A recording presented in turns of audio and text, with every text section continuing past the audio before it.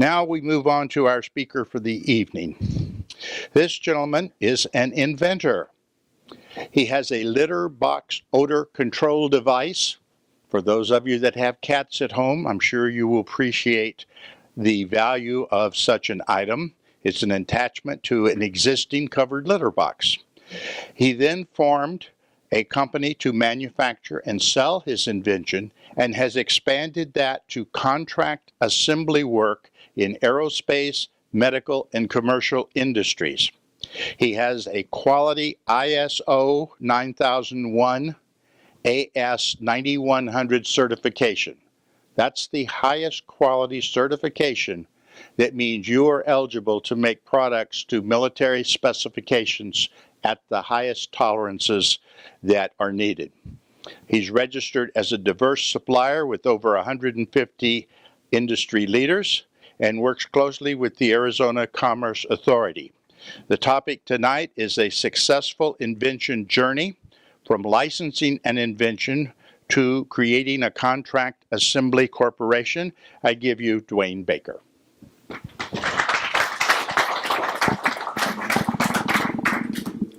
Good evening.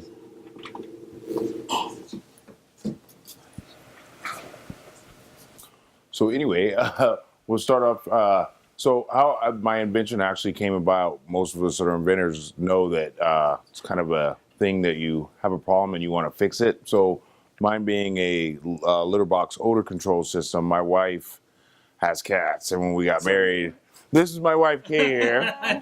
She, there we go.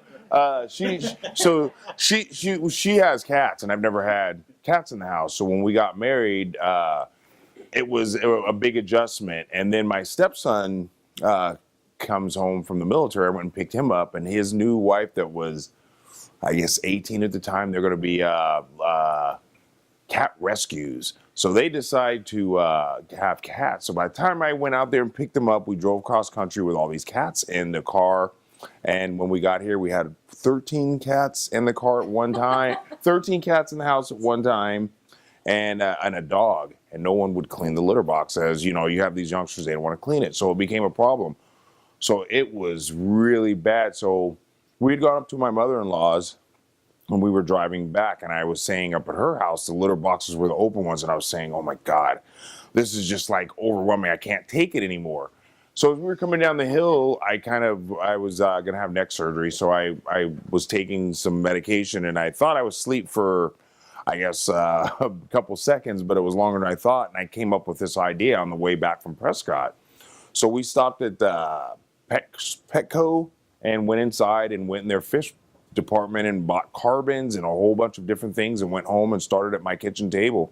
And my mother's background, just so before we get going too far, is medical device manufacturing. She helped develop cochlear implants, brain shunts, inner eye glides, different things like that. Mine is medical device. I hope get Invisalign that have the invisible braces through their FDA audits. Another company, Symphonics, that did a implantable hearing device through their FDA audits. My wife, her father is an inventor also, but like a big time one. He actually invented the rotators that turn the solar panels on the International Space Station. His company developed that and put that on the International Space Station. They've got over 100 flights with no failures. Her name is on the International Space Station, Mars rover, and on and on. So now back to where we go from there. So when I came back, we sat at the kitchen table and worked for probably about 2 weeks before I figured out how to stop the smell. And so when you go on here, it's the little box here, and everybody always gets it confused. So it's a little box. This is a clear laminate, and this is the filter that we developed. And so how it actually works, the litter box has I call it the scrub pad that you put inside of it, and that always blocks the air. So if you have a cover on top of your litter box, most people say that it smells worse because it kind of sits there and marinates and then oozes out because it heats up. So what we developed was to put this on an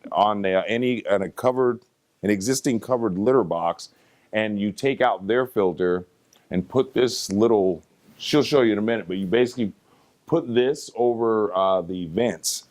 This machine has a gasket on the bottom, and then you would attach it to this. So it makes one seamless, covers all the vents, so it blocks all the air to force it through the machine. Put the filter inside, and it pulls the air in the front of the litter box so the smell never escapes. So now you never have the smell escape the front of the litter box, pulls fresh air in, which is better for your cat, washes it through our filter, which we developed looks like straws next to each other. And then we shoot glue through it, and then we put granules of carbon. If you get the litter box pads that come with it, it's crushed carbon. So think about it. If you crush the carbon, no surface area, it's nothing to absorb the smell. This way we do it, it forces the air through my filter. The outside is wrapped with a carbon-embedded polyester, and that catches dust as well as takes out some of the smell. But by the time the air goes through the center of the filter, it takes out all of the ammonia vapor. And how we know that is once we got to the licensing process, and I licensed it, Life Brands TV, the people that do MyPillow, Tybo, P90X, they actually had it tested by a third party, which I didn't want to pay for because they had to develop a test. And about 2 minutes into it, they put 5 parts per million of straight ammonia. After about 2 minutes, it was down to maybe about 2.5. Within 5 minutes, it was almost gone. Within 20 minutes, it was at zeros. There 25 minutes, I think it was at zeros. I mean, there's no smell coming out of your litter box. So now the problem is not that the litter box stinks, is that you have to clean the litter box because it's not good for the cat. So we sell them online now. So basically, we developed this product, moved into our first building, which was a 2,000 square foot building. And the reason we did this was because we had phone calls from everybody from Shark Tank that we turned down. And the reason we turned down Shark Tank is once you get the contract and you start reading the contract as inventors, it's, for other people, it might be okay. For us, it was not. And the reason is because for us, we want to provide American jobs. For us and my wife and our family, American jobs is where it's at. And we've been preaching this now for 4.5 years, before the elections, before everything. And so we told Shark Tank no. We had a conversation for about 45 minutes with their producers. They sent the contracts and everything. So shortly after that, we had PetSmart. They're here. They had tested it and they loved it. But we told them no because we wanted to build the manufacturing. We refused to send it to China. So when we got started, I know I'm jumping around here a little bit. The molds and everything were in China because obviously it's a little expensive to get it done here for certain things. You have to get done in China. I mean, you just can't compete. But at the end of the day, what we decided was, leaving it in China and having the plastic done there, or having it assembled there and shipped back here and then kind of shipped, was not right for us. And so that kind of fell into the same thing as the Shark Tank deal, is that if you go with Shark Tank, most of the times if you go online and look, it doesn't work out anyway. And then once you do get a deal, most of those deals are changed. And it's very hard to find somebody that's been very successful with one of those. So what we wanted to do was, we just figured we'd put it on our own shoulders and do it ourselves. So we didn't want to go through, as she spoke about earlier, one of these agencies that you pay $30,000 and they're going to do this and that, because at the end of the day, they don't know your product as well as you do. They don't know what you want done, and it's kind of hard to do it over the internet. And especially if you're paying someone, what if they make a mistake? Well, you're paying for that mistake. So we developed it. My wife and I basically sat up for, 6 months. I would just be morning. I would get a couple hours sleep here, and then I would be up at 12, 2 o'clock, 3 o'clock in the morning talking to people in China. She had a full-time job. And she was a registered nurse. She's a labor and delivery nurse. And so that didn't work out too well, as you can tell, So as we got going, we decided to move it back. So we had our mold and everything shipped back to the United States and found a company here, Integrity Mold.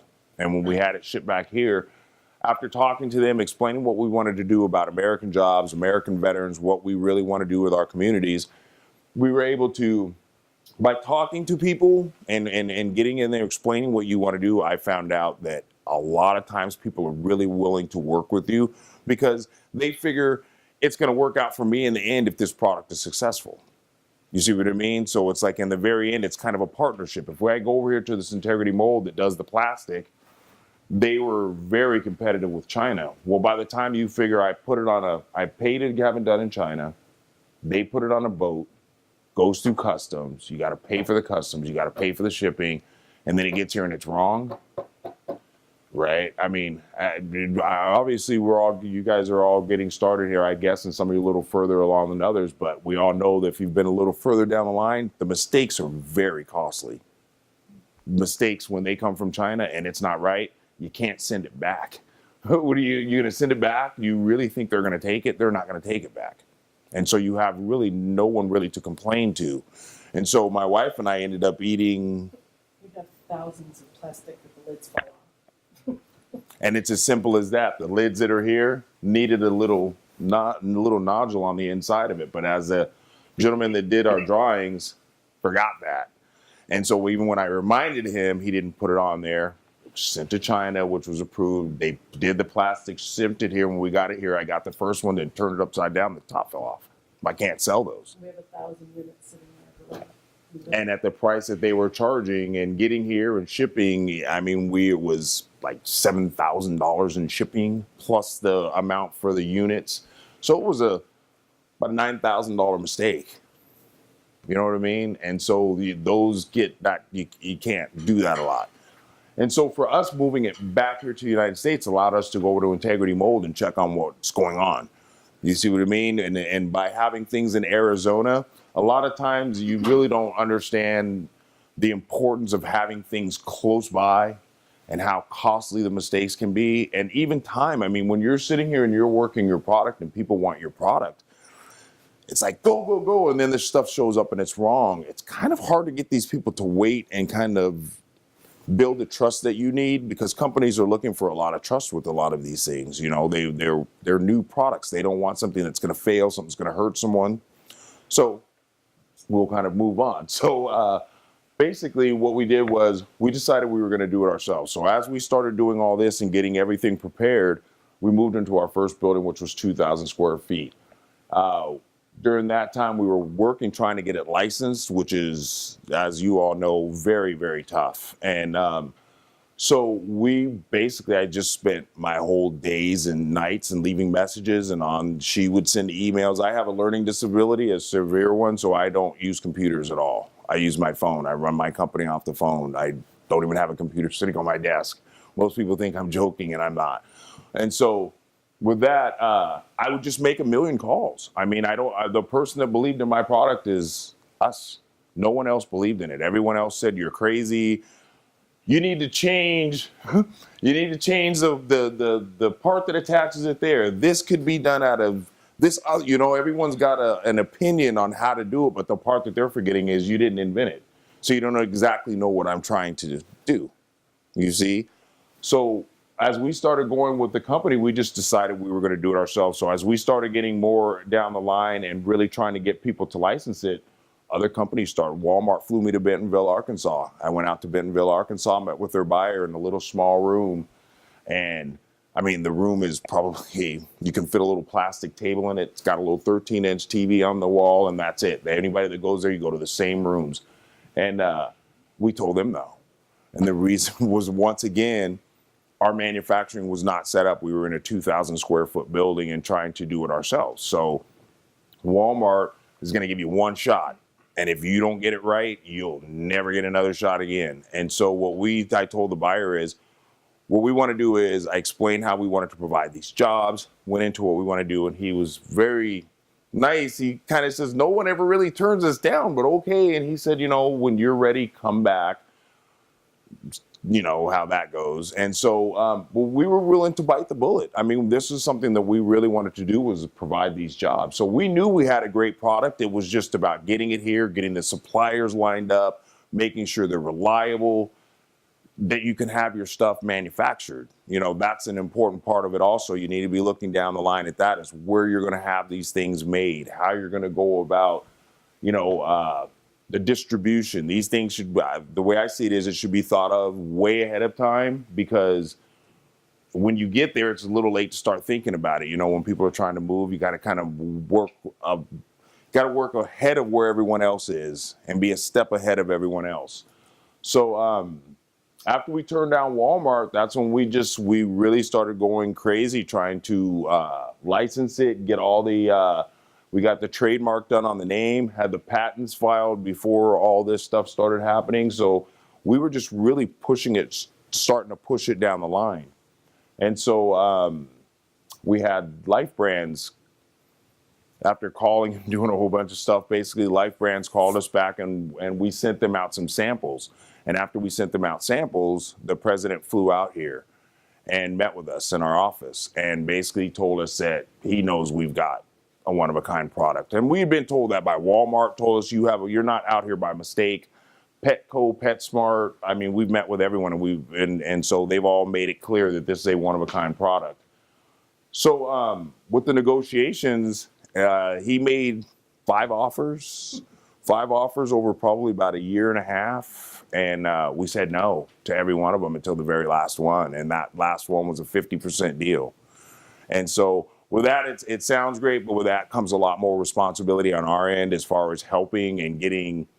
You still have to try to push the product, even if you license it. I mean, they will take over, but it's only going to go as far as you kind of push it. You know, you still need to be there pushing them, saying, hey, you know, they've got products that do $120 million a year. I'm a small fry. You see what I mean? So you still have to be on them and constantly pushing your product and believe in it.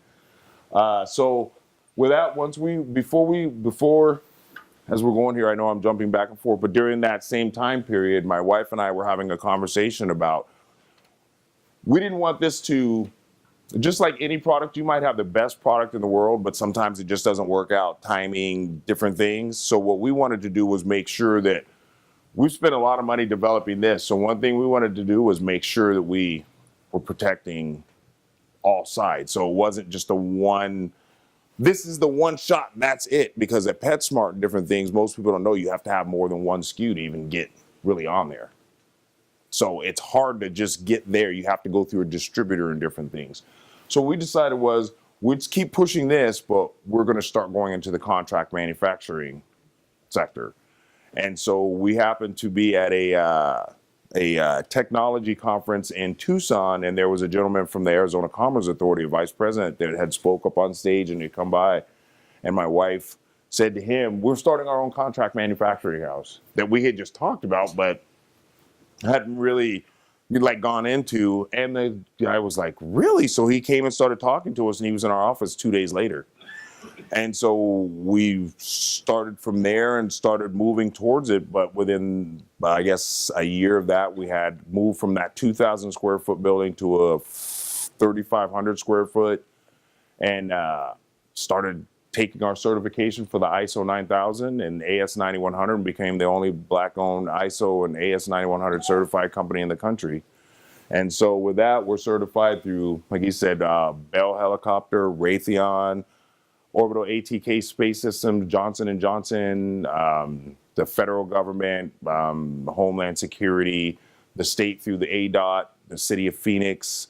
So basically anyone you can probably think of, we're now registered as a supplier to. And so we're still pushing this, of course, but we do work for Jacuzzi, RC Fasteners, Dillon Precision, Universal Laser, and and Paraffin. There was it's out here.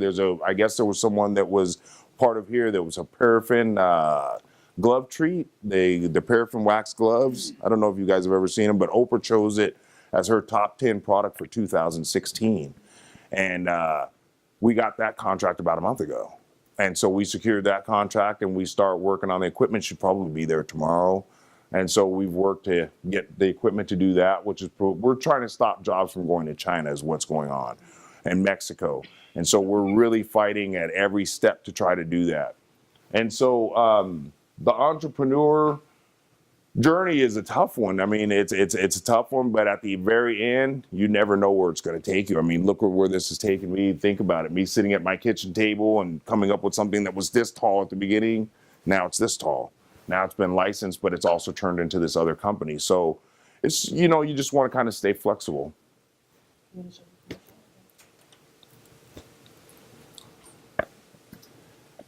watched our little video.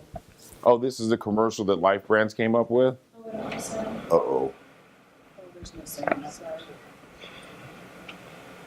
You know, we always have problems with that. Sorry about that. Oh, okay. So, But this would be the commercial that comes up, and it's the cat talking, and it's played on national TV. It's played on like Fox and different things like that. So what we're doing now is trying to get it back into the stores. So that's always a tough thing. Once you told someone no, going back and knocking on the door saying let me back in is always tough. And the first time was really hard. This time is a little tougher. But you know, we've got nothing but time, right? So, any questions? Yes, sir. What is a contract manufacturing office? Contract manufacturer means we do contract manufacturing. We build products for other people. And so, for instance, Jacuzzi has their different products that they make. So they have their jets that they need done. So we do some of their overflow jets that were going to different parts of the country, and some of them were done in Mexico, I think.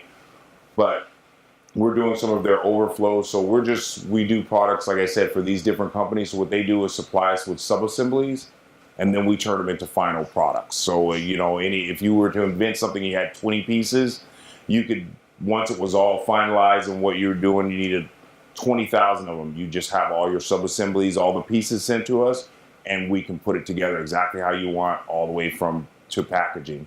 So we literally can do everything. We can do, like I said, because of our certifications, that gives us the quality to cut down on price. You know, when you're really sloppy with a lot of things and your quality systems aren't there, a lot of money can be lost, a lot of mistakes. With us, everything is documented. So, I mean, the process, whether we're working with Jacuzzi or we're working with a aerospace company, our process is the same. We still document everything the same. And so our prices are very competitive. Like I said, I don't want to do a commercial here. I mean, that's the thing. It's not about that, but it's just, we do contract manufacturing. So there's other contract companies here that do the contract manufacturing. We just feel like we're the best. But there are other contract manufacturing companies out there. Was that good enough there? All right, I didn't do my own commercial. There we go. Yes, sir. There's definitely other ones out there, but I do feel like we are a step above. So, yes, sir. What was the problem with Walmart? I didn't catch that. With Walmart, all these big corporations, it's not a problem necessarily with Walmart. They all want the cheapest price. So it's whether it's a Walmart, whether it's a Shark Tank, or whoever it was at the time for us, it wasn't worth us just letting the product go and go overseas.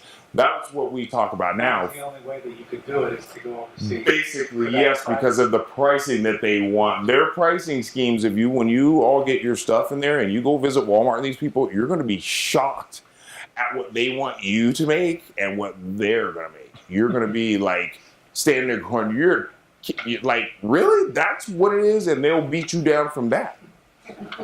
Like, seriously, you're standing there going, like, how am I supposed to make any money? But it's the volume where they feel like they make it up. They can move so many units, kind of making it up, you know? So it's and controlling your price and different things. We have price controls, like with Amazon. We sell on Amazon, Petco. We were probably on 150 websites at one time. I mean, it just exploded when we first put it on there. It was everywhere. And then we took it down because we wanted to license it. And then when Life Brands came in, they basically took it off of everything but basically Amazon. And so they want to control how it's rolled out, how the pricing structures are. And they're even thinking about cutting the price down now from the $29.99 to $19.99. And then the filters we sell for $14.99 a piece. And they're, yeah, they're just talking about bringing those down to like $10 or something, $10 and change. So, you know, like I said, once you do that, you kind of lose a little bit of control. So you want to control your price, not go too low. One thing we've learned is you can never go back up, right? If you think about it, if I start selling something at $19 and then everybody starts wanting, I go, no, I want to charge $29. Well, it's a little late because nobody's going to buy it. But if you start off at $29, kind of a joke. I started this off at $39.99. Just to let you know, I started off at $39, walking around in the neighborhood, handing out flyers, walking up and down the street, just everywhere, handing out flyers. And it was too expensive. And that's where I kind of figured out, okay, that price isn't working. When we lowered it down to $29.99, that's when people started kind of biting. And that's when Amazon, they put it on there. Stuff sells, and that's the thing. It really does work, but it's also about the marketing, getting it out there, getting it in front of the people, because if no one knows it's there, that's like now. Most people don't even know it's here, and it literally stops litter box odor completely. There's no other product than Walmart, Petco, PetSmart, and Shark Tank have all told me there's no product like this on the market, because everything else, you add stuff to the litter. So if you're adding stuff to the litter, you can add whatever you want to it. It's still excrement and feet, and urine. I mean, it's in a box. It stinks, right? And so this way, you're eliminating by putting fresh air in and then washing it through all the carbon. So out of the top, there's no smell come out. And that's the important part, is the smell part. But if no one knows about it, hard to get them to come to the website, right? Those are things you have to think about way ahead of time too. I mean, because a lot of people already want you selling before they'll even sign anything, before they'll come to you and sign anything. They want to know first, how many units have you sold, right? And the big companies especially, they don't want to put any money into your advertising. They're not going to put any money into your advertising unless you just got this overwhelming product that's just selling gangbusters and you've got money. But for the most part, they'll even ask you, I mean, where's your money for advertising? Where's your advertising budget, right? They go to Walmart. Every square inch of all Walmart shelving makes a certain amount of money. And so when you go to like Walmart, I went out there, the guy took me to their store. They have a mock-up store. All the stores look the exact same. If you ever notice you go to Walmart, they all look the same. Back in Midville, Arkansas, it looks the exact same, except for regional products. They might put in like the certain areas, like a Hispanic population over here, they might add a little bit more stuff like that. But for the most part, they're all the same. And so they're not going to take this off the shelf that's making, a little bit of money to put yours on there that might make some money. They're not going to do that. That's why they keep their prices so low. So it's tough to get in there. It's possible. I mean, look at all the products that are in Walmart. It's possible, but it's just tough. It's tough. Yes, sir. Could you say more about the terms of your licensing agreement that you finally accepted? Okay. From the first one was basically, we'll take it off your hands. And that was a big no. And then it was That's what they said? yeah, it was a long conversation, and the guy at the very end, man, I know you're real busy and you've got this contract manufacturing. How about we just take it off your hands? And he put it in writing. And I told him no. And then the next one was, I think, next one was 3.5%. Actually, we had the company Invention City fly out. And so the first one was take it off your hands. Second one was like 3.5%. Then the first one was take it off your hands. Second one was, I'll pay you to put it together. That's it. You can make money as a contract manufacturer. I'll pay you to put it together. Just take it off your hands. And I said no. And then it was, we'll pay you to put it together, give you 3.5%. And I said no. Then it was 7%, and I said no. And then he flew out because Invention City flew out their president and their vice president and sat in my office, and we were having a conversation. I called out president of the other company and told him, hey, these guys are sitting here. And he goes, don't sign anything. I'll be out there next week. We have an agreement. And so it was, I 50%. He said yes. I just threw it out there, and he said yes. So, I mean, you never know what somebody's going to take to the offer, right? Really hot. 50% deal. I mean, that's the thing. And like I said, at the end of the day, we want to provide jobs, and I would love to. Part of the reason I wanted such a high thing is to go back and kind of negotiate it to get them moving a little bit. You know what I mean? Because no matter if you get somebody to do something, they want to make money too. But you have to understand, these companies they handle Beachbody series, so that's like all the exercise videos you see on TV. That's them. Tybo, P90X, Beachbody series, Zero Water, My Pillow, all those. This one guy. And he's flying all over the country. I mean, he's all over the place. And so it's hard to get them to pay attention to your company and your product, even if you want to. It's hard to keep their attention. So you have to kind of stay on them. So right now we're kind of working a strategy where we're not bothering them, because we met with PetSmart 2 months ago or so and got an agreement with them. And so I just letting them kind of handle it and taking it slow. But at the end, I'm going to put the screws to them. You got to get moving here. So, any other? Yes, sir. Are you saying 50% of that Of the profit? 50% net, yes. Okay. Isn't that kind But of? they're also paying us to build it. Oh, They've hired us as their manufacturer. It's such a simple agreement until it's basically like this. We have to agree on all that's spent on whatever. They're not going to be able to take out lunches. I mean, a lot of these agreements that you will get to see, especially, for instance, what she was saying, the companies that will charge you $30,000 to do your product, yeah, they're going to charge you $30,000 because when they go to lunch, guess who they're charging? You. Right? They go to lunch, a little lunch date, a dinner date. I got to travel out to your place. I got to do that. They're charging you.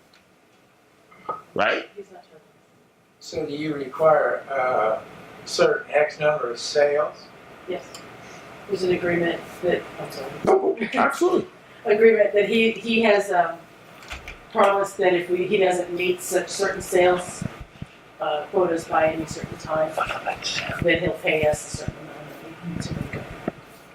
And then we can go elsewhere. And so, like I said, that was part of, I mean, even in the Shark Tank deals, go online and look at what percentage of deals actually go through. Not very much. It's not very much. And then out of those deals, look at how those deals are restructured. And then look at the percentage after they get them, because that's not gross, that's net. Well, what are they taking out of that net? Right? I mean, what are they taking out of that? You don't really know unless your agreement is simple enough to say, you have to account for X, Y, Z, and that's basically what we did. And by us manufacturing it, we also have we do everything from putting the whole thing together to sewing our own filters. And so with that, we know how many units you sold. Right? You ain't going nowhere else to get the unit, so you can't really lie to me and say, we didn't sell that many, or it's kind of hard for you to say that when I'm sending them to you. So We also mandated that the books be open. absolutely. We mandated that the books be open, that we be able to have access to all the books and all titles. And then even with their sales, we have where we can get into their database to look at like sales or how many POs we're given.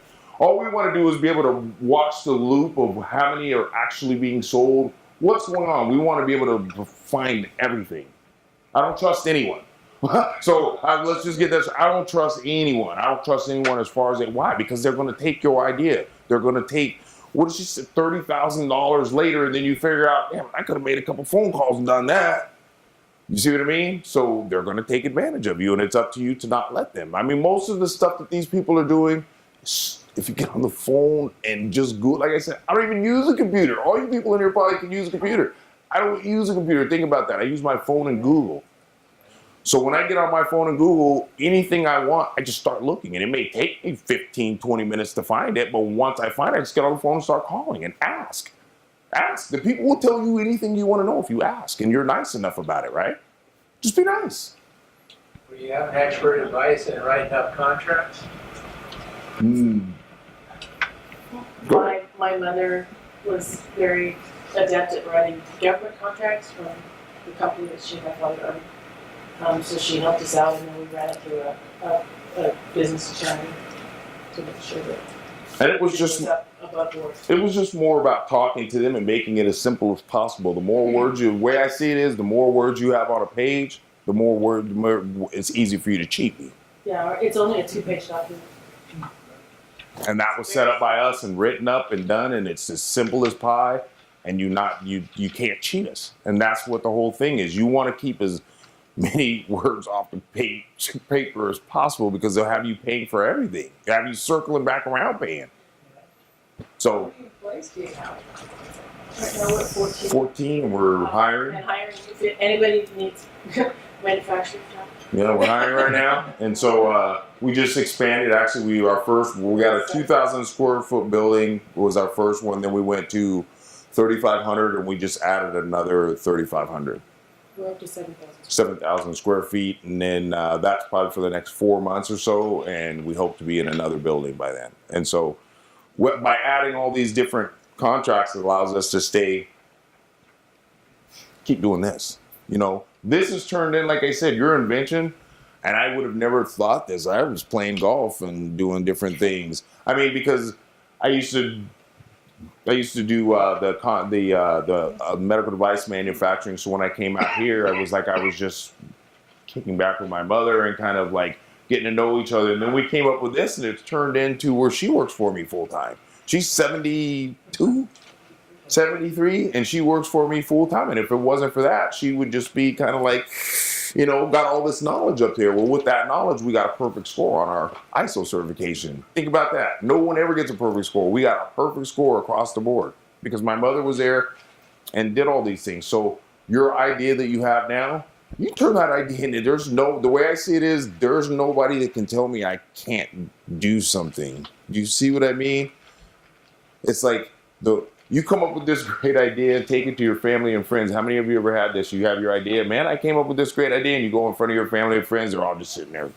This ain't gonna work. It's not gonna work. You gonna waste your. You can do that. Yeah, oh God, if this was such a good, somebody would have already thought about it. And all of these things. And what that is, come to figure out what that is, that's them projecting their fears and their doubt onto you. They're scared to do what you're doing. So the best way to do that is the way me and my friends will say it is like, start salting out your game. You know, you pour out the whole more salt. You ever see those salt shaker? And pour salt all over you. Why? Because they want to stop you from doing what you're doing, because it makes them feel like insecure and inferior. That look what they're doing, and I'm not doing that. So I'm gonna stop you. I'm gonna say, man, you can't do that. You can't do that. And if you listen to them, that's your own fault. That's your own fault, because you can do whatever you want to do. As many times as I've been told by everyone, Best way to light a fire under him is tell me you can't do it. And that's basically what this started off. I started kind of doing it, and we kind of got going, but as more people started saying, family members, friends, the screaming arguments, I mean, the arguments, like I said, people upset that you're doing something that they can't.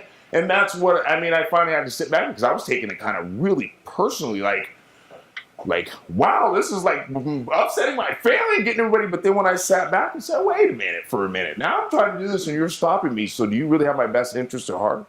If you really were like behind me, you'd be supporting me, saying, hey man, if you need any help, call me, I'll help you. And that's, if any of you need any help, I'm gonna give you my card after we leave. I'll help you for free. I'm not gonna charge you anything. I do have a thing that I want to talk about. It's not even a non-profit, okay? Before we go on, it's not even a nonprofit. Out of this and our contract manufacturing, we started a thing called Laptops for Learning. It's with the number 4. You can find it online. We didn't do a nonprofit because we didn't want our accountants, and everybody said it's not worth it. You'll spend more money on accountants than these 501c3s. So what we did was we started a program where my head engineer goes online and we find laptops for really cheap.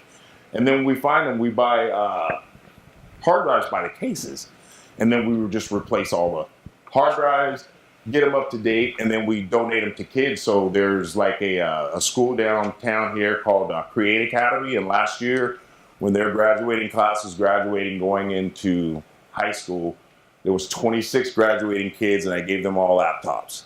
We gave them all laptops, and there was an all-girls entrepreneur class, and we gave 16 of them laptops. Can you move it to the other thing? You ain't got one. No, I don't have one, and that's the thing. Exactly right. About or something. Yeah. And then so what we do is we work with, we started working with the Phoenix Police Department, and what I have them do is I have the kids write the essays. And so they'll write the essays and give them to the on-campus police officers. And the on-campus police officers will find kids that are at risk, that are like really at risk. And these kids don't, when I say don't have anything, I mean really don't have anything. They can't even do their homework at home. So they pick out these kids, and this was actually the very first one. It's not up here, there's another thing, but I gave all these to the school, but then we went down to the Phoenix Police Department, and that's where we took 16 kids at one time. And what we did, we had already given away at this time about 115 or so, and that was since November 1st of last year. So then the Phoenix Police Department, I met one of their officers, one of their commanders, and we were having a discussion about my program and this and that. So they called and they invited me down to the Phoenix Police Department, went down there, and they brought 16 kids down there, and we donated them with the police department. And there's a press conference. You can go up a little bit, okay? There's a press conference that they, just right there, if you guys ever get a chance to go look at that. basically talking about what we're trying to do and give these kids, I mean, like we're all trying to do. Everybody wants a better life, and that's what this is kind of about. You want to invent something, everybody wants to make their piece, get a piece of the American pie, right? These kids deserve the same thing. And we're all going to go home and use phones or computers to look up all of our information. Well, these kids can't even go to school and do that. So that's where this program goes. Off my soapbox here and back to the inventing stuff. So if anybody has any questions, any more questions? Yes, ma'am. Are you set up to do disposable medical devices? Absolutely. We are actually, it depends on what that medical device is, but with the paraffin glove tree contract, we had a member, we're going to be getting our ISO 19, the medical device, we can do medical products at this time, but medical device products, which is a specific implants, different things like that, we're going to be getting our certification for that in the next couple of months. We're going to be taking that certification because the paraffin glove treat is going to be going into hospitals. And so they're going to be, right now you cannot use paraffin inside of hospitals because of infections. And they were basically sticking things into one vat and getting people, so they stopped using the code completely. Well, this woman that invented the glove treat, now they can put it back into medical use because it's a one-use product. So it's really good. So what they'll do is have a one-shot glove that they can treat these people's hands and then throw them away. So you won't be passing the infections and different things back and forth. And I'm interested because I have a medical device that I invented and I just received my patent for that. So I really would like to talk to you. Absolutely, we'd love to help you. Like I said, I promised her I would not come here because that's not cool to do that. Come here and like my company. I don't want to do that because there are other companies in Phoenix. But what we do is, I would tell anybody this: shop around, right? And so even though it's me and I want your business, believe me, I want your business. But what I would do is get one or two quotes and then come to us. And like I said, sometimes your quote might be real close, but what you got to look at is the quality aspect of it. Who's working at the company? What they're, what are they doing in the community? That's what's important to us, right? I mean, you think about it. What are they doing in the community? Because that'll tell you a lot about the people and the company. Think about it. If we're doing a lot out in the community, not just talking about it, you can go online and look and find what people are doing. Kind of means a lot, right? And then when you bring your product, then you can partner. Think about the marketing aspects of it. If you can partner with companies that are doing the right thing out in the community, been doing it a long time, and they kind of work with your product and what you're trying to do. If you're trying to get your product out here to Americans and out in the community and doing the right thing, it works with the company. You want a company that's got a good standing in the community. You don't want one that just kind of fly by night, take your money and not really care about you or your quality. We have people, what we tell people is come over to our facility. If you have your product here, which every person that has our product is able to come in, and you can come there and I don't care, come sign in and walk out there with us and you can go stand there and watch your product being made. I mean, that's how we are. We want you to be a process. It's a partnership. It's not a, you give us your product, we're going to put it together. It's you give us your product and we'll partner to get it out and get it out the right way. Yes, sir. Is there additional FDA approval required for the medical device manufacturing? Yes, there's just another inspection that we'll have to go through. So that's, for us, it's not a problem. And so before we took our focus was going to be the aerospace portion, which we still are because we do so many different products. But now that we can do medical products, so say wheelchairs, different things like those. But when you get into the implants or different things like that, you have to have a different certification. And for us, the AS9100 is actually tougher because we're certified to put products into space. So we can put stuff on spaceships, we can airplanes, anything like that. So. Right. With regards to your first price you mentioned was $39.95. Yes, sir. Was that the market survey analysis that was my market survey analysis. What I did was went online and just kind of looked at all the different filters that were available, found what the price is, and then, for the filter, that was one price because it's a lot more expensive than the regular filters. For the machine itself, there are other machines out there like ozone cleaners and these different things, but the problem is they let the stink come out of your litter box before it starts cleaning it. So now you have a funky room. that you're trying to constantly clean instead of never letting it out of the box. So that's when I came up with the $39.99. That sounds about right. And it was like, okay, let's just see. And then once we started figuring out it's a little expensive, and then when we got it down to $29.99, I went to PetSmart or Petco. That's when they told me the price point was right. And so every person you talk to, it's going to be a little different, but that's fine. Like I said, once we licensed it, they can do whatever they want with it as long as I make my money. I don't care. Just don't send it to China. That was literally that was a non-starter for us. And like I told Walmart and everybody, we would literally rather go out of business than send it overseas, because we're just not going to send it when we can manufacture it here and give Americans jobs. We're going to keep it here. And if it means us just saying, well, the purifier's gone and we're not going to send it overseas, I'm a veteran, so I would rather just go back and just do what I was doing. I mean, I refuse to do that. Some people are more interested in money, but for us, of course we want money like everyone else, but you also have to have your integrity, and you have to have, you have to be able to look people in the eyes and say what you're doing, and then how can I sit here and look veterans in the eyes and do all this kind of stuff and then stand there and kids and stuff and say, well, I'm an inventor and I sent my stuff overseas and they're sending it back and I got my money. I mean, that's not cool, and that's not how my family is. So, yes, sir. Donald Trump ought to get rid of Ben Carson and get you. Actually, I'm a Donald Trump surrogate. Most people, I don't know your political views, so please don't shoot me. I'm a Donald Trump surrogate, and I actually, they had contacted me and I released an endorsement of his economic plan probably about 4 or 5 months ago. And so, we don't want to do the political thing here, but don't listen to the media because it's nonsense. And if you want jobs for your community, you got to cut taxes. And if you want your product to be made in America and stuff like that, you have to cut taxes, because there's no way for companies like us to compete against China, Mexico, and these places. So, like I said, political thing is one thing. That's fine, but the reality of it is, it's a dollars and cents thing. You have to stand there with a calculator and you have to say, does this make sense? And companies are going to do that to you. So if you want your product made in the United States, you're going to have to be willing to take a little bit of a hit, small one. But if he cuts taxes and does these things, it makes it more feasible for us to do it here, because we're in business, but we also have to charge you for our lights and taxes and everything else and regulation, everything that comes along with it. You have to charge that person for. So if you cut all that stuff, it's not there. It makes it easier for us to do your products in the United States. Most people that have products don't want to send them over to China, but you don't have a choice sometimes. It depends on what your price point is for your product. If your price point is too low, there's not enough money to be made. I mean, if your price point is low and it's expensive to manufacture, there's no money to be made. So when you go there, the people they may like you and they may like your product, but when they pull out that calculator, you'll see them pull out the calculator and they do that. It's nothing personal. It's business.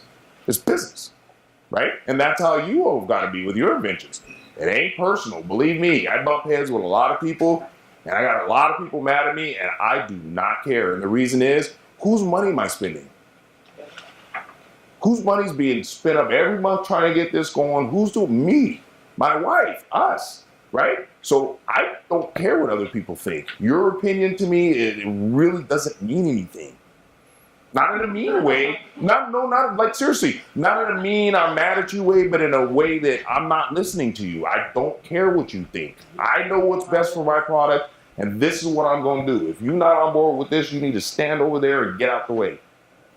And it's that simple, because everybody's going to tell you, me and my cousin were having this conversation today. Best thing like this, and he's funny as all get out, and it's like this. If I'm walking in a straight line, right, and I got to get over to that thing, and this is our invention, and I'm walking, and I got to get over there.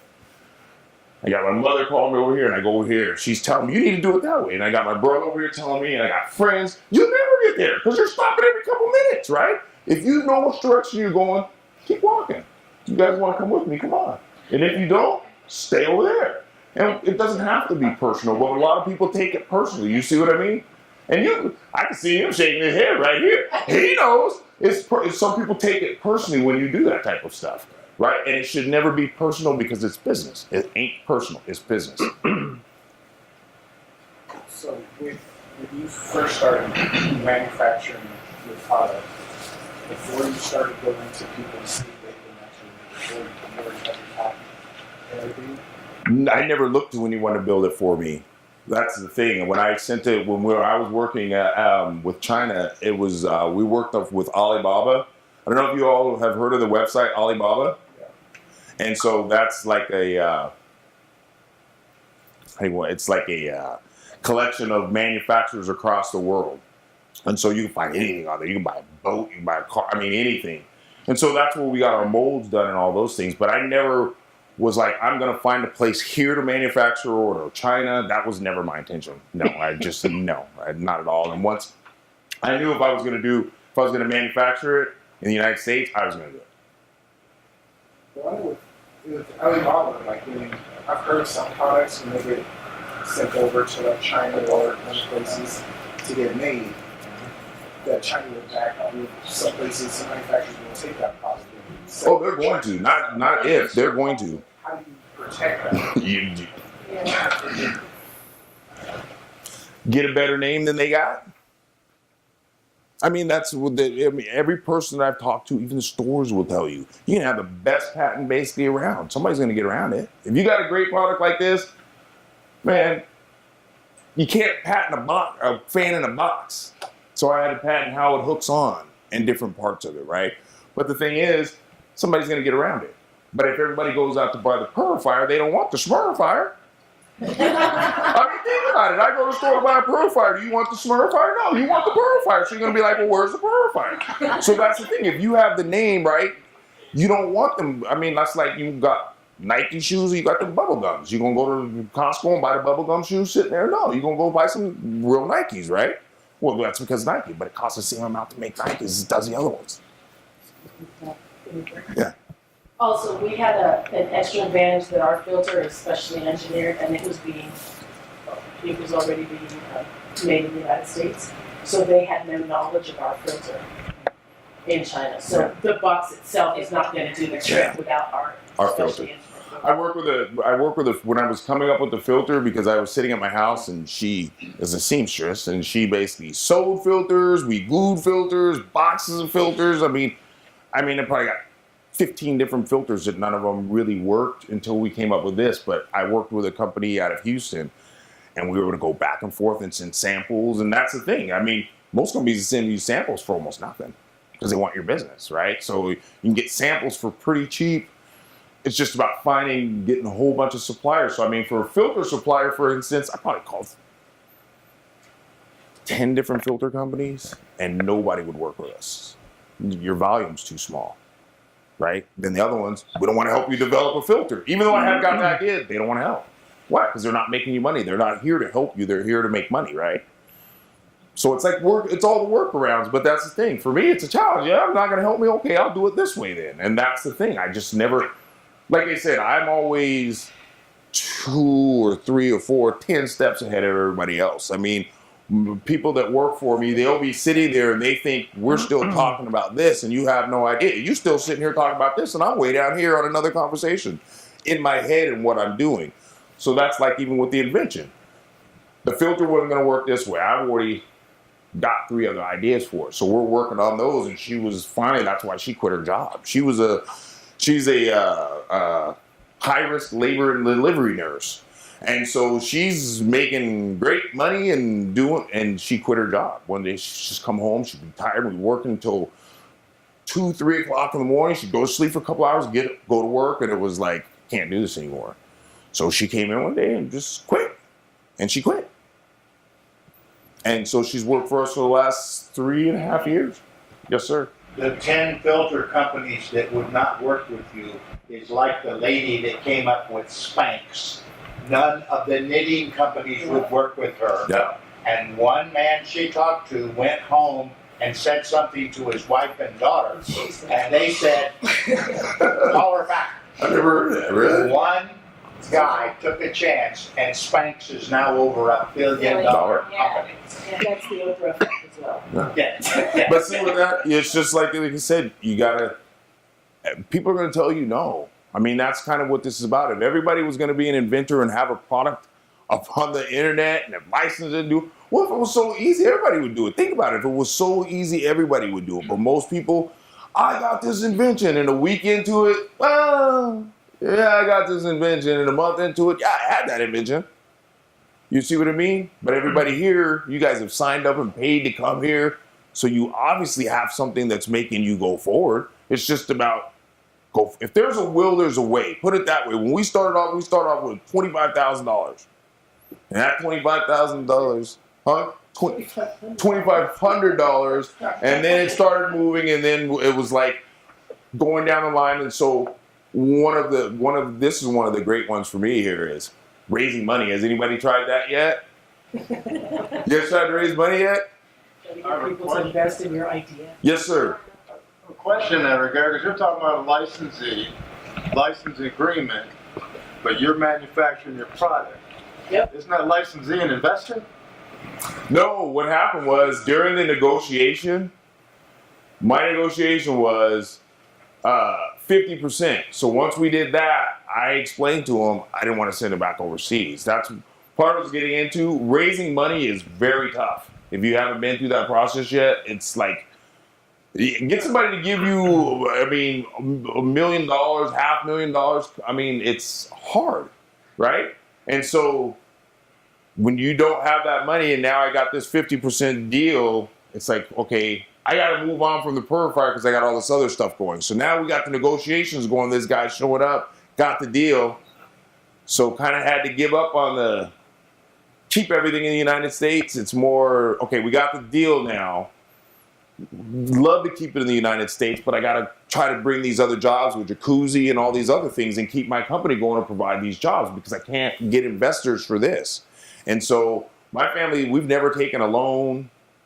We've taken a personal loan from us, but I'm like a loan from a bank or like investors. We couldn't find any investors. For this product, we could not find an investor to save our life. I mean, it wasn't going to happen. We even had people go so far as to, a gentleman was wanted to talking about investing this and that, and then I was on the news. And once I was on the news, I sent out a little promotional thing, like, okay, I was on the news promoting the purifier and this and that. And we talked on the phone a whole bunch of times, and I sent him that, and that deal went away and wouldn't answer the phone no more. So the thing is, I could say, well, this person's a racist, you know what I mean? They don't like me but at the end of the day, how does that help me? Right? At the end of the day, how did that get me down the line? Right? So that's just, do you think I'm going to stand there and wait for this guy to give me the money? No. Well, he said he was going to do it. Well, your mouth say a whole bunch of things, but actions are a whole bunch different, right? I don't watch people's mouths. People's mouths are constantly moving in this business and inventing. Their mouths are constantly moving about how important they are, who they know, what I can do. And okay, we'll do it. See? And that's exactly it. As soon as you do it, whoop, quiet, and you won't call back and all this stuff. So that's the thing. I keep moving it forward. I don't depend on other people. So if I depend on this man and he decides to do it for whatever reason, he don't like me because I got a big nose, right? It doesn't matter. That's not moving my product, my company, none of that stuff forward. So me complaining about it and sitting here and, whoosh, I don't like me because of my nose. It's ridiculous. Well, he just doesn't like me. The next day, I'm not even thinking about you anymore. I'm already down the line of trying to raise money, try to figure out how to keep the company open, try to license the product, all these things that are important.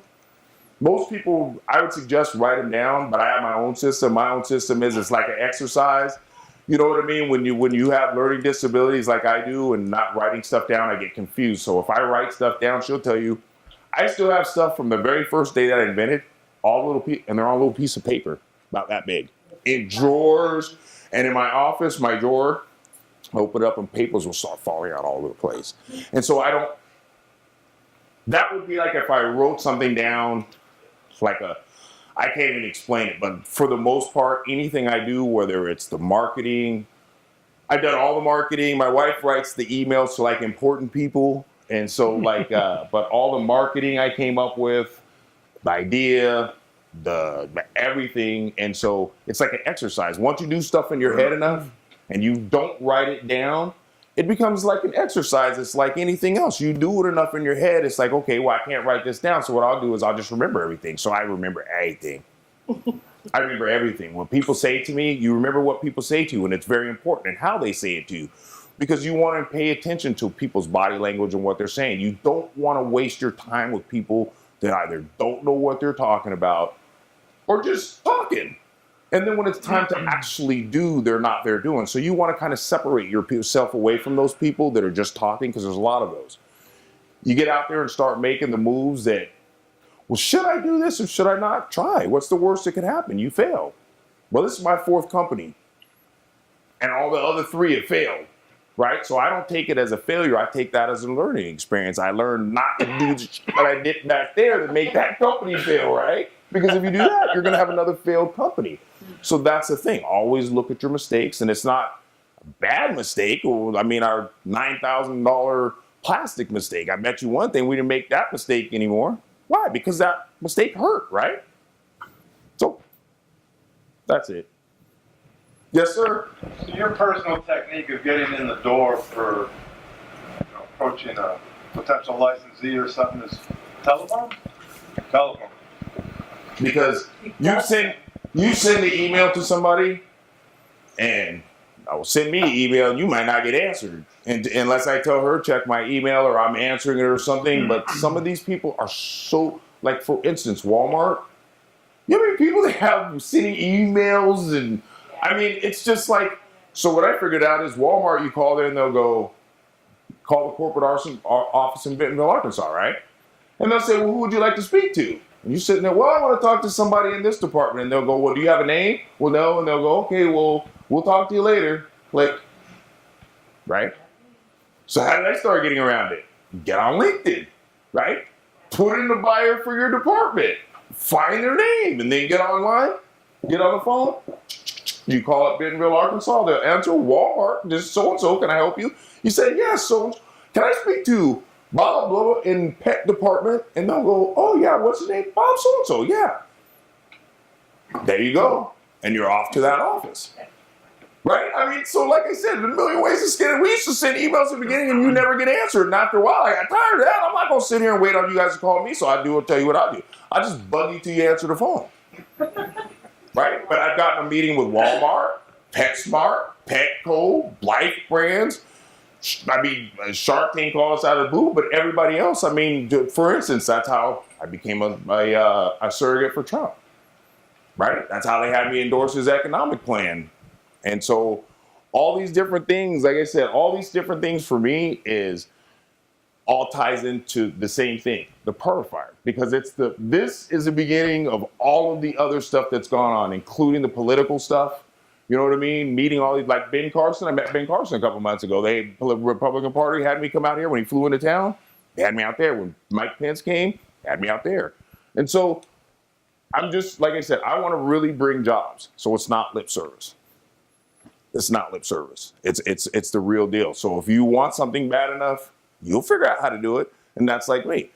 I'd never sold anything in my life. Like, I had never sold anything in my life. And so like I said, I'm honest with everybody, okay? So let me just, I'm sure everybody saw my face here. So let me, I see some people's face, and your face will sit here and look at me and like that prejudge kind of thing because I say this, right? And it's kind of like this. I've not always been no angel. I'll just put it to you like that. And so I've had my issues. I'm a veteran, and I'm just like everybody else. But I never went to business school. I don't have no college degree. I skinned by high school. I didn't find out I was graduating until the last 2 days before I graduated because my grades are so bad. And so my business experience, and like I said, I told the police, so I don't have no problem telling you guys, my business experience is I used to sell drugs sometimes. And so I've done a lot of things that I'm not proud of, but that's laptops for learning. That's the jobs, giving back, right? We're not all perfect, so to judge other people is wrong because you don't know what you would do in certain situations. And so, like I said, I could sit here and be like, well, I'm this terrible person. Well, I'm not going to do that because I'm not a terrible person. And it's so I use my experience for what I've done in the past to manipulate these people here in the future. And so, like I said, I'm sitting here with no college degree, barely high school, never worked at a job where I had to sell stuff to people and all that, and I'm winning. How's that possible? So, like I said, use your experiences, whether bad or good. Like I said, I choose not to do certain things anymore, right? Don't make me an angel now. I'm still not an angel, but I'm just, like I said, I choose not to do those things. I choose not to do those things, and I try to improve my community by using this. So that's why I look out for my community. We started the National Black Manufacturing Association, became the president of that because there's no other black manufacturers in the United States to speak of. And so we started that and started doing these things. So like I said, I've been in rooms where people have had guns. My cousin and I were talking about it. Funniest thing, he's leaving out of town, so he's been here for a couple of weeks, and we have these conversations. And we were having these conversations actually yesterday. And like, he says, man, how do you go and talk in front of all these people? Because I kind of found out that I was doing this and had a conversation. Maybe it was Monday or whatever it was. And he goes, how the hell do you go stand up in front of all those people? And I said, well, man, let me tell you something. When you go sit in a little room and you go inside of a door and people close the door and you turn like that and the guy's holding an AK-47 and you sit down at the table and the other people are holding guns, this isn't very intimidating, guys. I'm sorry. I mean, it's just, I wish it was, and I wish I was a little bit more like intimidated, but I'm not. And so, like I said, this is a uniform. This is another thing. This is a uniform, right? This is a uniform. When you go to places, you dress the part.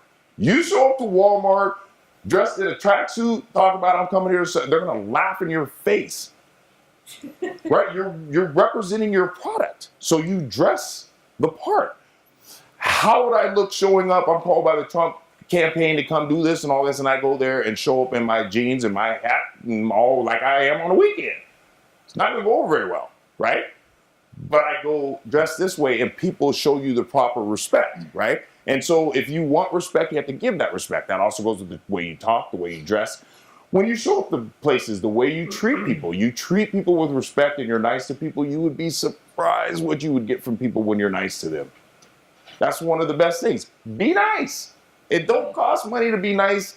And you know, when you call people, how's your day going? I call people in Walmart, hey, what's the weather out like there? They'll be joking around, joking about their music. If you ever call Walmart, listen to the music they play when you put you on hold. It's like old disco, best music ever. But, I mean, those are things you talk to them about, the music. Hey, man, you go, who programs your guys' music? We hear that all the time, you know, who do you want to speak to? And they transfer you. You see what I mean? So it's just once you start trying to figure out how to get into places and what you want to do, nothing can stop you. You can do whatever you want to do. You just have to make it happen. Make it happen. Don't depend on other people. They're not going to do it for you. They're not going to do it. And even with that, they're not going to do it the way you want it done. It's your product. Why would you give it to somebody else and say, hey, guys, go for it. Do it. Mess it up for me. You mess it up yourself, right? I mean, we all do products. It's kind of easy to mess it up, isn't it?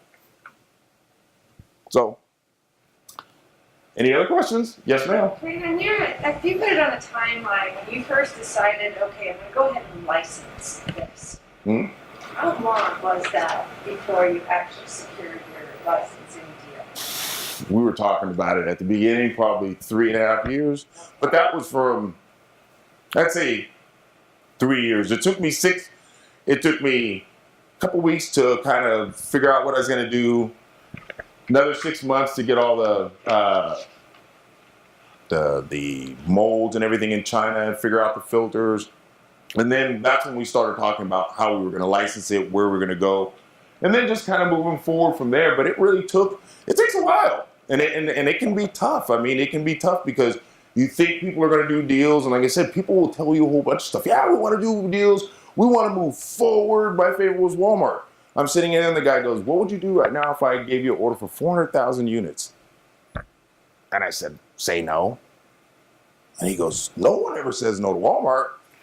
I said, I got to say no, man. I'm sorry. You know, I wanted to come here and talk, but I can't do it, you know? And so once you kind of do that, that's when you kind of start realizing that even at Petco, some of these people are like, some of these buyers or whatever, they'll talk to you, but they have their own agenda. They have their own money they need to make. Their jobs are on the line. A lot of these people, their jobs are on the line. These people are trying to cut you to the bone. Why? So they can make their own, what they've made look good, you know, so that comes out of your end. So you have to be a good negotiator, you know, and that's what I kind of pride myself on a little bit, is a good negotiator. I refuse to be taken advantage of, you know, and I don't take, when I go in to do it, if, for instance, this pretty young lady sitting right here with her husband or boyfriend, we're sitting here and it's like we go in to negotiate together, right? You're a very nice person, and we can all go out and have a nice beer and sit around, but when we go sit down at that table, I'm not looking at you like my friend. I'm not looking at you like that. We'll shake hands, I might even laugh with you, but in the back of my head, I'm taking advantage of you. I'm going to, not if, I'm going to, right? Well, the reason you have to think like that is because what do you think the guy sitting across from Life Brands or Walmart, what do you think he's thinking about you? He's going to take advantage of you. That's his job. That's their job.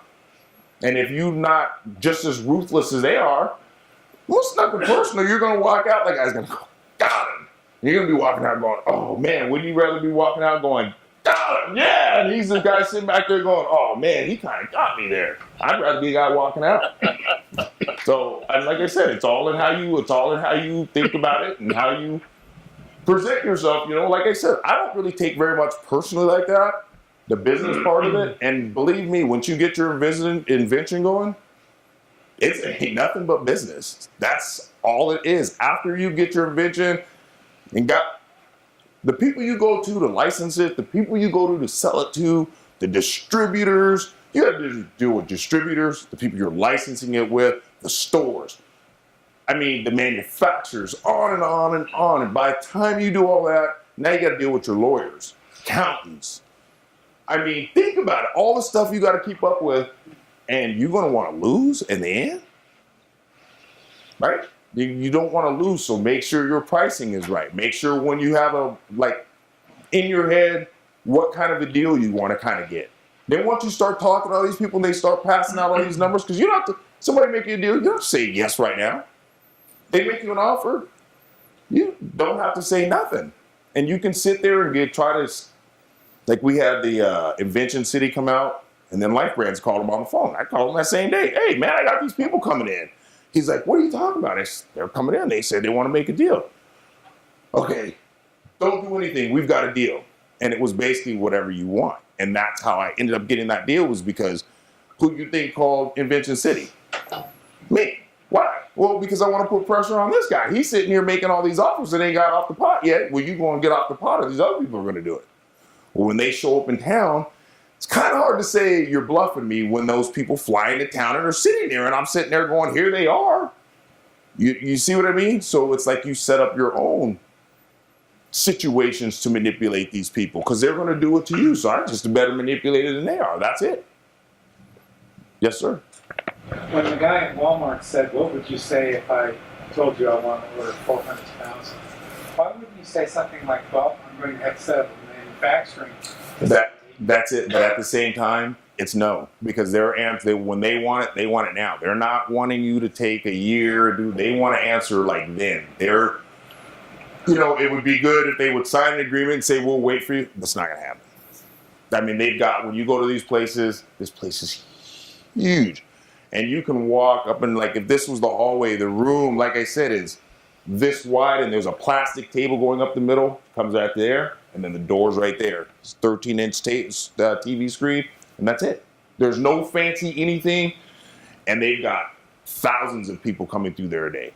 I mean, when you go there, there are people starting, and they're lined up at 8 o'clock in the morning and going till the end of the day.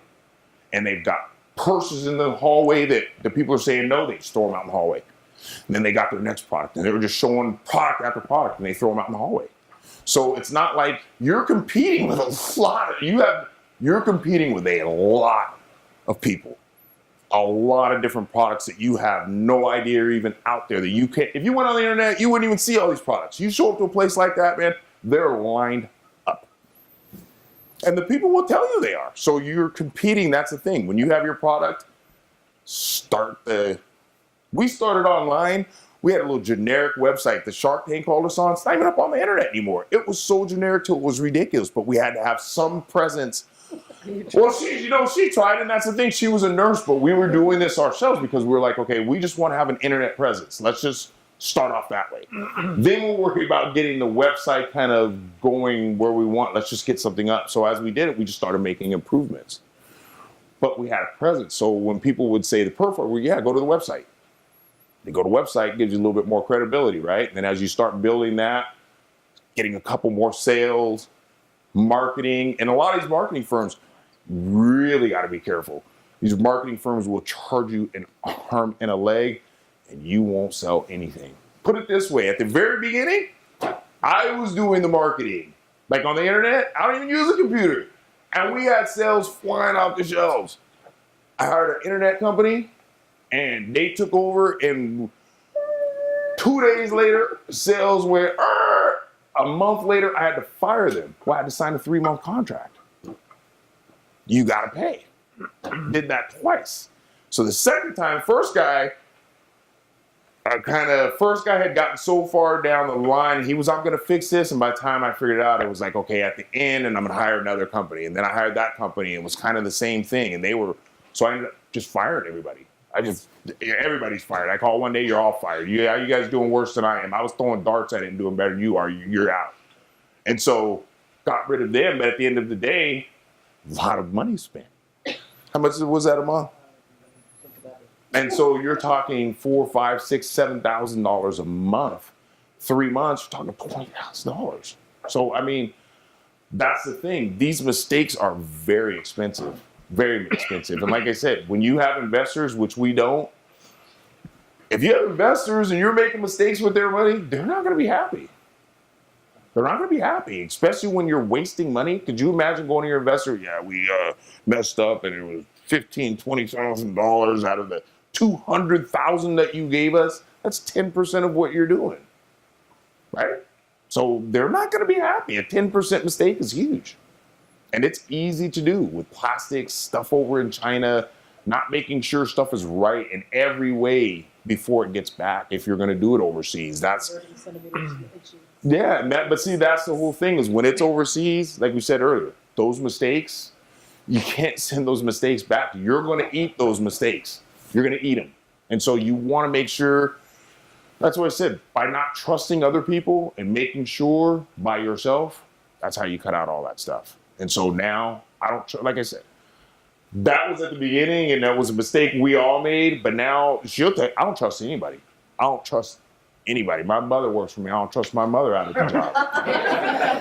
It is what it is. She'll tell you, and I mean, I love my mother, and she's probably one of the smartest manufacturing people out there. I mean, she's set up places in Singapore, Mexico, all over the United States, and so she knows what she's doing. But at the end of the day, I don't even trust her. I go and check up everything she's doing. Why? It's my company. It's our company. So if I don't go check on it, how can I go back and blame her? That's just like your product. If you don't go check on your product and the people that are manufacturing it and making sure, not because they sent you one and said this is right, well, what about the next 1,000 that are coming in? You get that 1,000 and you start doing quality checks on it and you realize, man, this isn't exactly what I ordered. This is kind of off, or this color isn't right, or the things that you don't think are important. At the end of the day, that little mistake, if you don't catch it, is going to get bigger. And then you have another one you didn't catch. And now you got these big mistakes everywhere instead of just catching them. And you might upset some people, but crack them eggs, man. Crack them eggs to make that omelet. You try to, your invention's omelet, and the manufacturer and all these people are the eggs. Crack them eggs if you have to get them to do right, right? I mean, if I'm paying you, you're going to do what you said you're going to do. And if not, we got a serious problem. We got a serious problem. And like I said, I even tell people all the time, it ain't personal. It's not personal. It's business. And if I'm paying you, you're going to do what you said you're going to do. And if you don't, you won't be here. You won't be here. I'm not going to pay you no more. And it's just that simple. And I don't think it's being mean. Like I said, when you're putting up your own money, put it this way. When you guys get your inventions and you start spending over $1.6 million, it's not a game, right? That money, if we go out of business, that money will not come back. The government, no one's going to come over to us and say, hey, guys, here's your money back. You guys want to go on vacation? Of course not. They're not going to do that, right? They're not going to do that. What they're going to do is just go, well, maybe you should have made some better decisions, right? Well, maybe you should have. So That's my experience. I find that so true too. When I license my product, I have to do spot checks at stores all over the country. It depends on them. I have a product for little girls, and age range is about 5 or 6 years old to about 10 years old. And I would find my product, anywhere between the depends and, it just places unbelievable. Yeah, where the depends were in the crutches, Yeah. like it's product for a 6-year-old little girl. But those are things, like she said, you find them there, and she went across and she's doing these spot checks on them. But that's what you keep getting back to. If it's your product and you really care about it in your business, who's going to do it better than you? Who's going to care more than you do, right? The simple things that you pay, like you have employees, and they'll walk by and, I mean, for instance, you have this sitting on the table, and it's sitting here on the table, and everybody knows it shouldn't be there. It's just like your product. You know something shouldn't be there, but if you're not paying attention to it, well, your employees they're just going to walk past it and just keep going past it. Well, why? Because you didn't tell them to pick it up. Do you see what I mean? So that's like your product. If you don't tell your manufacturer, hey, this isn't tightening correctly. For instance, we have a company that we work for, won't mention their name, but they have a product where we have to put their tops on. But their manufacturer, the mold has got a problem, and they never told them. So when we go to put it on, it doesn't really tighten right and can come loose. So we had a conversation with them, but we want to make sure everything's right. So that's one thing we do is check your product. We have a gold standard that we use. Once we get your product, we'll sit down with you and say, okay, here's 3 of these. These are the gold standards. It can't be no worse than this in any way, shape, or form. So we started looking at this and went back to the company and said, hey, this isn't really fitting right. Can you guys start putting them together when you mold them and then sending them to us so we don't get them here and have these rejects? Well, they didn't do that. Well, the other company didn't make them. So they don't realize they have a problem. You see what I mean? And since they don't realize they have a problem, they're not making the molding company get right. But when it gets here, we're seeing it's a problem. They're saying ship it, which is fine. But if it ever starts coming unloosened, reflects bad on your product. You know what I mean? And most people would be able to look at it and say, oh, that's kind of a molding problem. They should have done something. Well, why can't you just stop and fix it? You see what I'm saying? If you know you have a problem, fix it now before it gets worse, because it will eventually get worse. Yes, sir. Couldn't you have a contract that is in your favor to the extent that you would have recourse against manufacturers that don't do right? You can, but like I said, if it's in the United States, yes. If it's in China, you're going to get on a plane and go to China and do all that? That's the problem that you run into. It's expensive to get on a plane. You can't force someone in China to do something. Then on top of that, you send your product there, they're going to copy your product. They're going to copy your product. And you just, it's going to happen. They don't have the respect for intellectual property like we do over there. And so, they're in one door, they're making yours, and out the next, they're making another batch to go over here and sell in China somewhere or somewhere else, So that's, like I said, that's what you have to watch with your product is you just want to protect your product all the way around. You want to be the guardian of your product, like you have everybody sign non-disclosure agreements. I hope everyone here does when you show somebody your product, right? Well, if you're going to go that far, why not protect it all the way around? Why not make sure it's manufactured in the best ways, best practices? Why not make sure the quality's right? Why not make sure your marketing person's right? The people that you're reaching out to the stores. I mean, you want to put it in the store, but do you just want any store? Or do you want the top stores? Depending on what your product is. Do you want it to go in Macy's or Target? You know what I mean? Those are decisions you have to make because they're going to be 2 different price points. You're only going to make so much off certain ones. You might sell more at Walmart than you do at Macy's. You see, those are things you kind of have to balance out, and it has to be right for you because there's no right answer for any of this stuff. It's the first time anyone's doing it. If it's an invention, first time. So you're making up your own rules. You don't have to go by anybody else's rules. Who says you have to go by their rules? Where's the rule book? No rule book. Make your own rules. Break the rules, change the rules, play Scrabble with it if you want to. Who cares? Do what you want. Get your product out there. Any other questions? Thank you. Thank you very much. Appreciate it. if y'all